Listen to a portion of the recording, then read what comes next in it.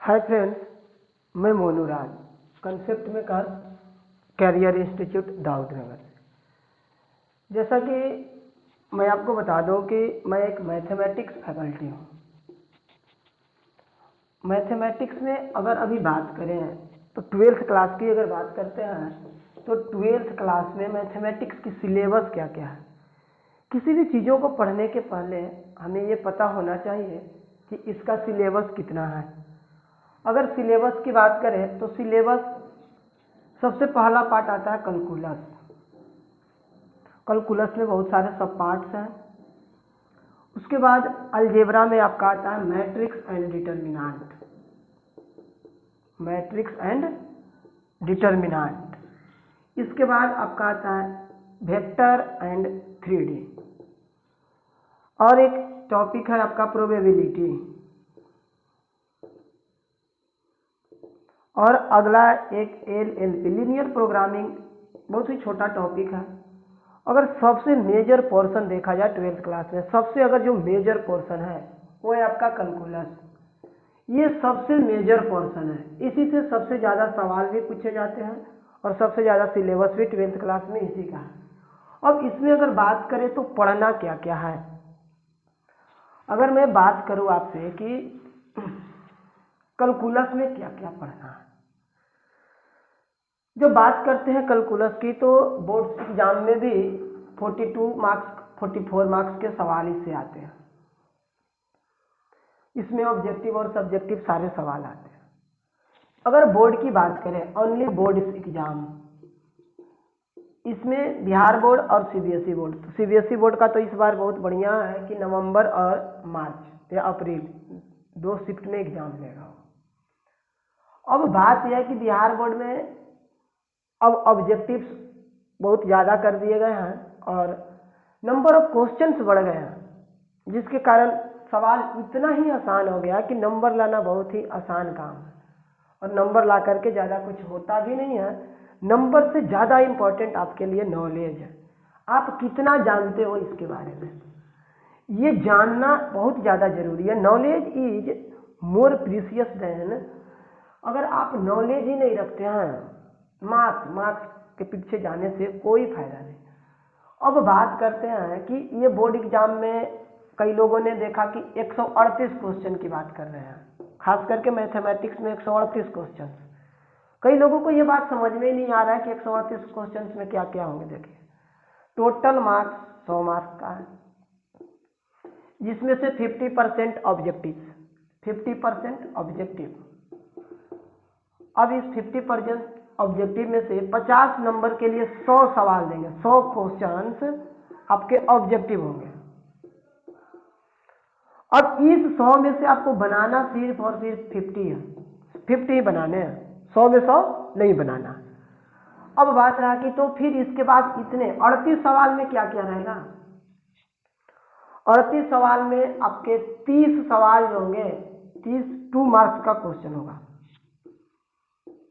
ये 30 सवाल में से आपको 15 ही बनाना है, ओनली 15 को अटेम्प्ट करना है। दुगना सवाल दिए जा रहे हैं। अगर कोई बच्चा आधा भी पढ़ के सिलेबस जाए फिर भी अटेम्प्ट कर सकता है, हालांकि ये गलत है, ऐसा नहीं होना चाहिए। ये 30 सवाल में से 15 ही बनाने हैं, यानी 30 मार्क्स का आपका शॉर्ट आंसर टाइप क्वेश्चन होंगे। शॉर्ट आंसर टाइप क्वेश्चन जो है ये आपका 30 मार्क्स का होगा, यानी जिसमें से आपको बनाने 15, यानी 30 क्वेश्चन होंगे लेकिन बनाना 15 ही है। अब रह गया 8 सवाल। ये जो 8 है ये रहेंगे लॉन्ग आंसर टाइप।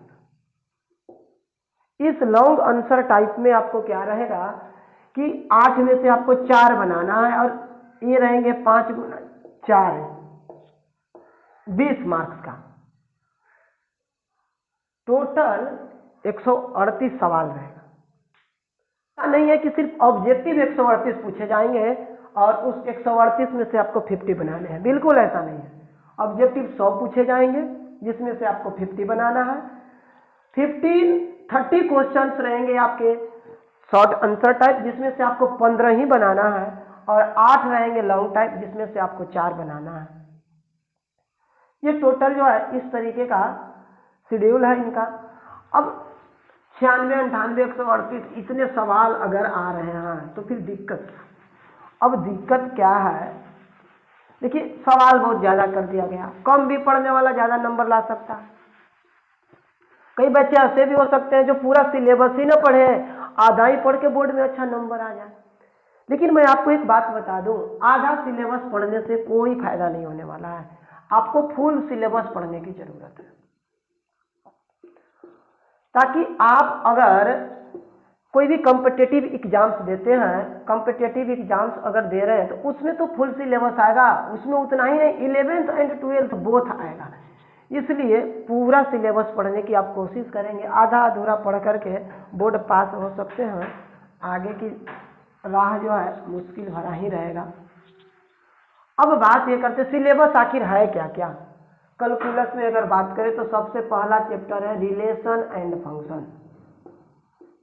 कैलकुलस में रिलेशन एंड फंक्शन, और इसी फंक्शन का ही एक पार्ट इनवर्स ट्रिगो है, जिसको ITF बोल देते हैं, inverse trigonometric function, inverse trigo function. इसके बाद देखिए ये लिमिट की बात करें तो 11th में दे दिया गया है, हालांकि लिमिट का बहुत ज़्यादा ही यूज है। लिमिट के बाद continuity and differentiability, continuity and differentiability. इस कंटिन्यूटी और डिफरेंशियबिलिटी में लिमिट का भरपूर यूज है, इसलिए ये चैप्टर 11th में ना दे करके 12th में होना चाहिए। वैसे 11th में दिया है, फिर भी कोई दिक्कत नहीं है, इसको पढ़ने की जरूरत है क्योंकि इसका यूज इसमें है। इसके बाद आता है आपका मेथड ऑफ डिफरेंशिएशन। इसके बाद आता है एप्लीकेशन ऑफ डेरिवेटिव, यानी कि AOD, एप्लीकेशन ऑफ डेरिवेटिव। इस एप्लीकेशन ऑफ डेरिवेटिव में बहुत सारे चैप्टर हैं। सबसे पहले आएगा रेट मेजर, उसके बाद आता है आपका approximation, tangent normal, increasing decreasing, maxima minima, Rolle's theorem, Lagrange mean value theorem, इतने सारे इसमें है। ये एप्लीकेशन ऑफ डेरिवेटिव में इतने सारे टॉपिक्स हैं। उसके बाद अगर बात करें तो ये जो है पूरा डिफरेंशियल कैलकुलस है। उसके आगे अगर हम बात करें तो इनडेफिनिट इंटीग्रेशन, उसके बाद डेफिनिट इंटीग्रेशन,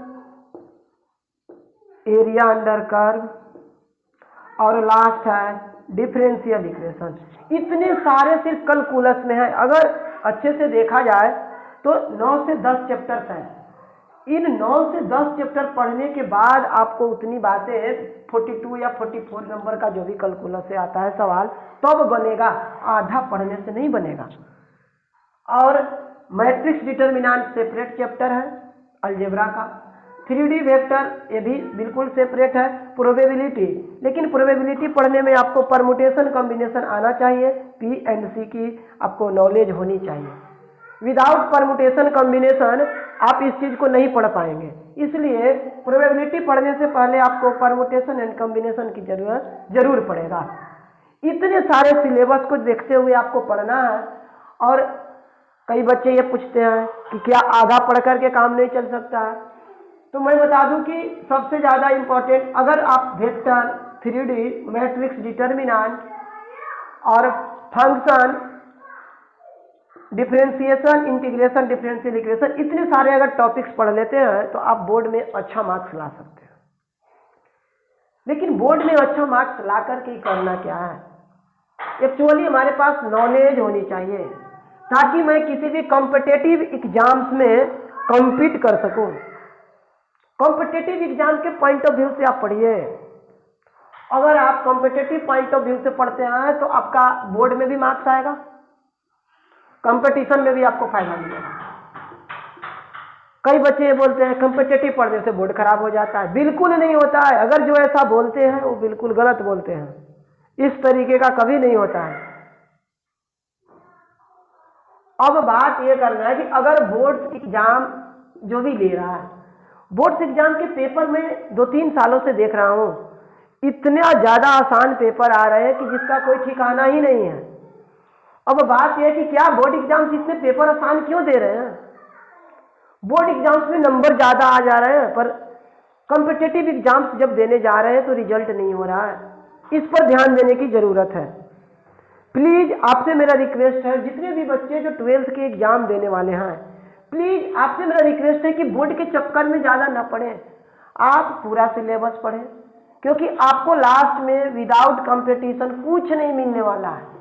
यही मेन है, हर किसी को कंपटीशन फेस करना ही पड़ेगा। अगर आपको भी कंपटीशन फेस करना ही है तो फिर बोर्ड के चक्कर में ज्यादा क्यों पड़े। अगर ये हम कंपटीटिव पॉइंट ऑफ व्यू से पूरा सिलेबस पढ़ ले तो बोर्ड भी हमारा कवर अप हो जाएगा, बोर्ड में भी मार्क्स अच्छे ही आएंगे, वो गलत नहीं आएंगे। अब बात यह है कि तो हमें पूरी सिलेबस की ज्ञान होनी चाहिए, आधा अधूरा मत पढ़िए, आगे आपको बहुत दिक्कत होगा।